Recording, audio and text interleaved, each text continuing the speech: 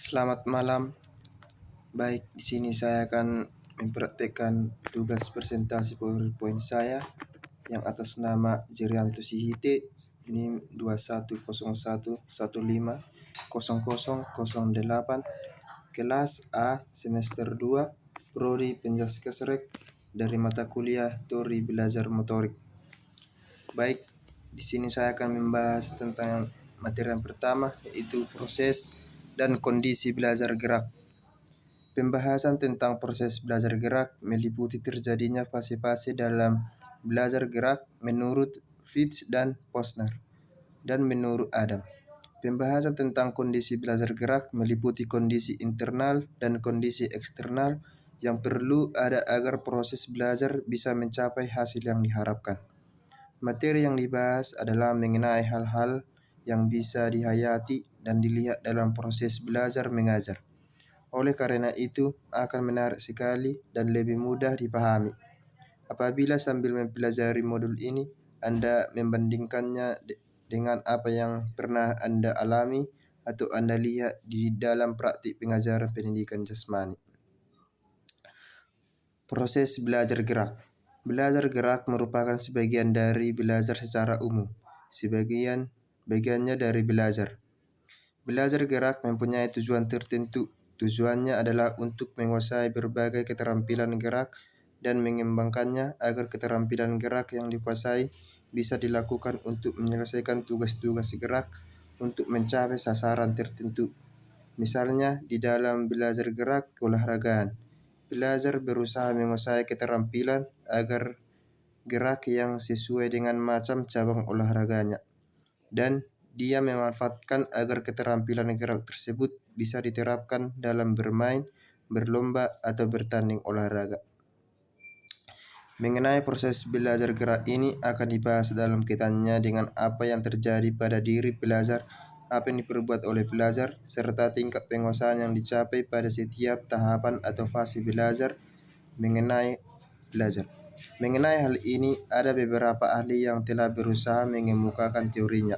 Antara lain ialah Paul Fritz bersama Michael Posner, kemudian juga Adam.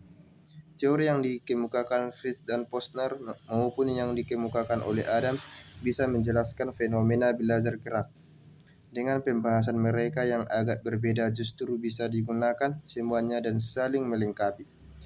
Fritz dan Posner menjelaskan tahapan atau fase belajar gerak lebih menekankan pada tingkat penguasaan belajar, sedangkan Adam lebih menekankan pada bentuk perilaku belajar. Walaupun demikian, dasar berpikirnya sama. Teori yang mereka kemukakan adalah sebagai berikut. 1. Fase kognitif. 2. Fase asosiatif. 3. Fase otonom. Fase kognitif. Fase kognitif merupakan fase awal dalam belajar gerakan keterampilan. Fase awal ini disebut fase kognitif karena perkembangan yang menonjol terjadi pada diri belajar adalah belajar menjadi tahu tentang gerakan yang dipelajari. Sedangkan penguasaan gerakannya sendiri masih belum baik karena masih dalam taraf mencoba-coba gerakan.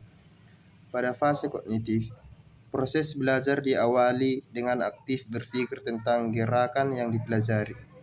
Belajar berusaha mengetahui dan memahami gerakan dari informasi yang diberikan kepadanya. Informasi bisa bersifat verbal atau bersifat visual. Informasi verbal adalah informasi yang berbentuk penjelasan dengan menggunakan kata-kata. Di sini, indera pendengar aktif berfungsi. Informasi visual adalah informasi yang dapat dilihat. Informasi ini bisa berbentuk contoh gerakan atau gambar gerakan. Di sini, indera penglihatan aktif berfungsi. Fase asosiatif. Fase asosiatif disebut juga fase menengah. Fase ini ditandai dengan tingkat penguasaan gerakan di mana belajar sudah mampu melakukan gerakan-gerakan dalam bentuk rangkaian yang tidak tersendat-sendat pelaksanaannya.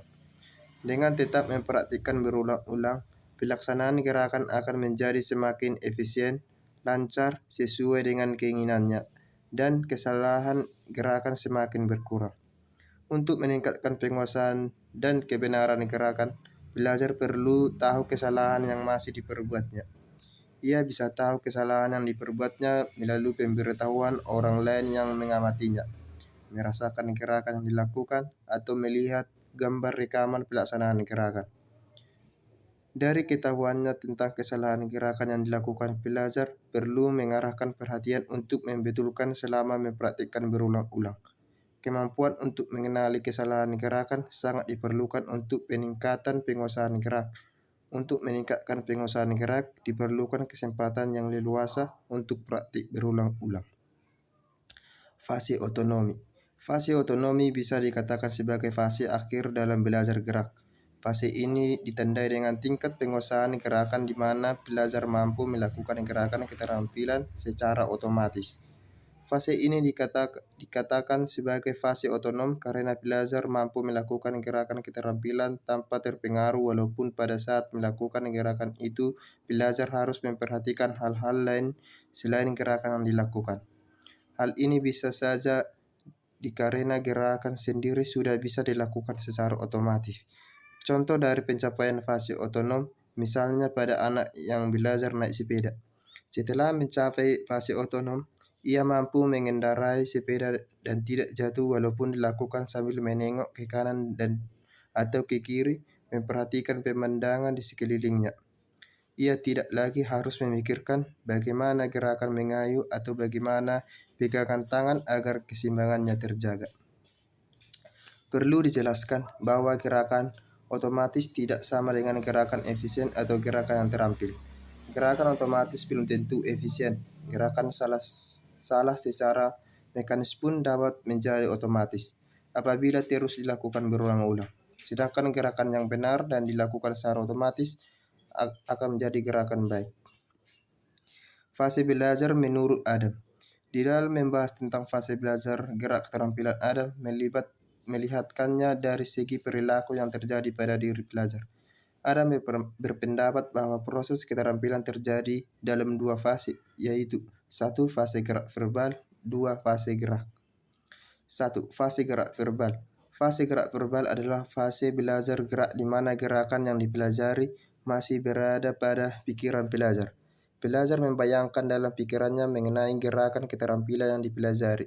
Memikirkan gerakan berarti merangkai gerakan dalam bentuk kata-kata.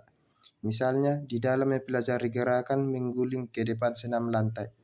Pelajar membayangkan sikap awal berdiri tegak dengan kedua kaki rapat. Gerakannya diawali dengan membungkukkan badan.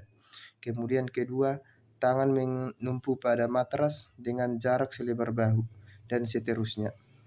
Dengan menggunakan rangkaian kata-kata itulah sebenarnya proses berpikir tentang gerakan bisa dilakukan. Gerakan yang dipikirkan itu kemudian diwujudkan dalam gerakan tubuh secara nyata. Belajar berusaha melakukan gerakan sesuai dengan yang dipikirkannya. 2. Fase gerak.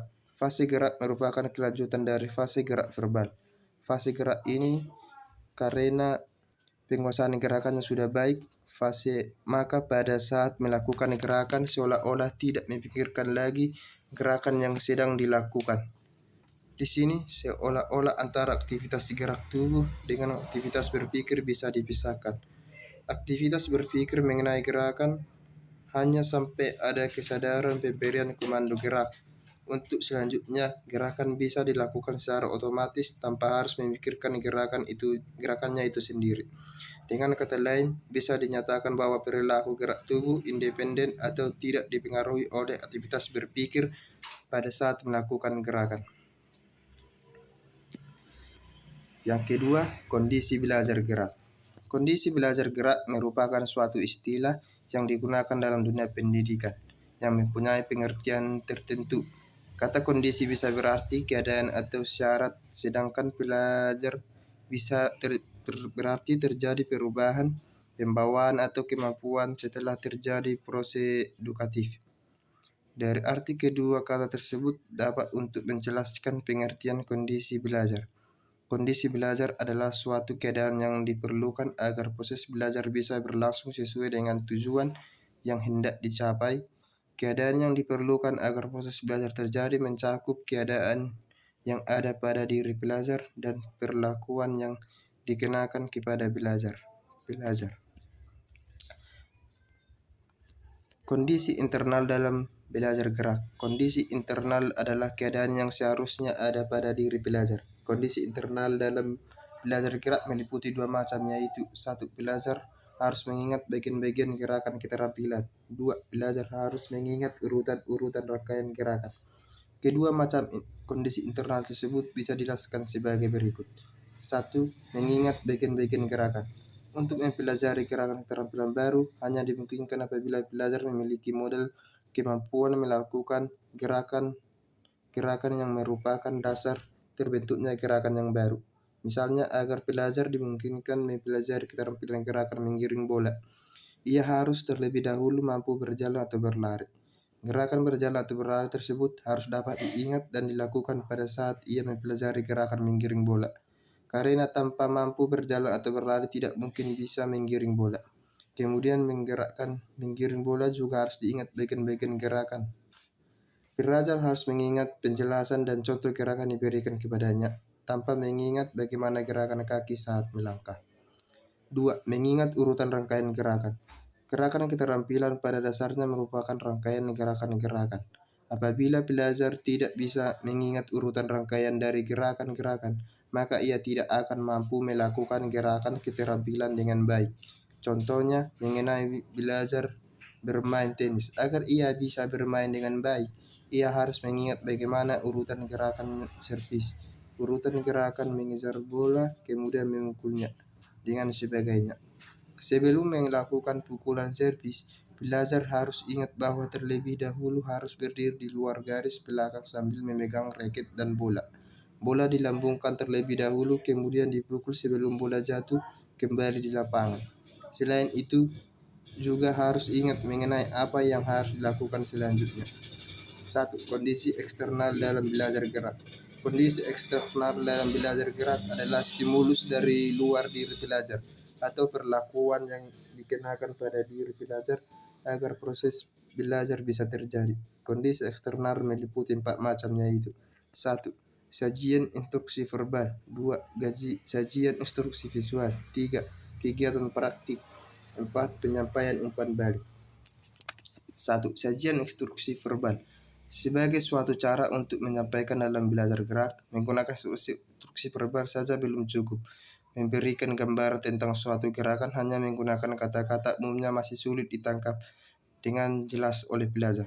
Untuk itu, agar jelas perlu dilengkapi dengan kondisi eksternal lainnya seperti instruksi visual. 2. Sajian instruksi visual. Instruksi visual adalah pengajaran di mana materi pelajaran disaji dalam bentuk sesuatu yang bisa dilihat. Di dalam belajar gerak, instruksi visual diberikan dalam bentuk sajian model gerakan atau contoh gerakan. Sajian model gerakan bisa diberikan dalam bentuk peragaan gerakan oleh seseorang atau dalam bentuk gambaran bentuk gerakan. Peragaan gerakan oleh seseorang yang mungkin dilakukan oleh guru atau orang lain yang bisa melakukan bisa disebut model hidup. Sedangkan yang berupa gambar-gambar disebut model gambar.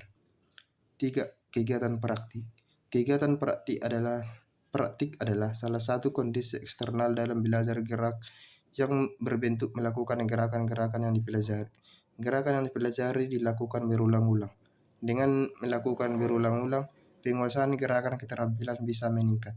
Meningkatnya penguasaan gerak keterampilan tampak dalam penampilan gerakan yang semakin lancar, semakin terkendali, atau semakin sesuai yang dikehendaki.